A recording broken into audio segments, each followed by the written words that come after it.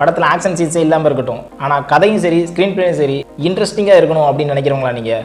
உங்களுக்கு தான் அந்த படம். படத்தோட நேம் காதல் த க்ரோர். ஃபர்ஸ்ட் ஆஃப் ஆல் இந்த படத்தில் மம்முட்டி அவர்கள் நடிச்சதுக்கே ஒரு ஹேட்ஸ் ஆஃப் கொடுக்கணும். படத்தில் அப்படி ஒரு கேரக்டர் தான் பண்ணியிருக்காரு. மனுஷன் வாழ்ந்திருக்காருன்னு எப்படி சொல்லலாம்.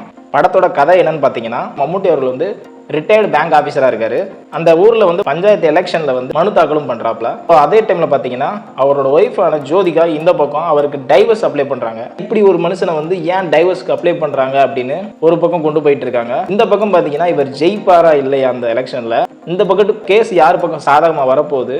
ஸோ இந்த ஃபேமிலியில் இவ்வளோ குழப்பங்கள் இருக்கும்போது அதை நேர்த்தியாக திரைக்கதை அமைச்சிருக்காங்க. இந்த படத்தில் பார்த்தீங்கன்னா மம்முட்டி அவர்கள் ஒவ்வொரு சீன் பை சீன் தன்னை பற்றி தெரிஞ்சிருச்சு அப்படின்றத கூனி குறுகி ஒவ்வொரு இடத்துலையும் அவர் பண்ணுற ரியாக்ஷன் ஆகட்டும் எல்லாமே பார்த்தீங்கன்னா சூப்பராகவே பண்ணியிருக்காரு.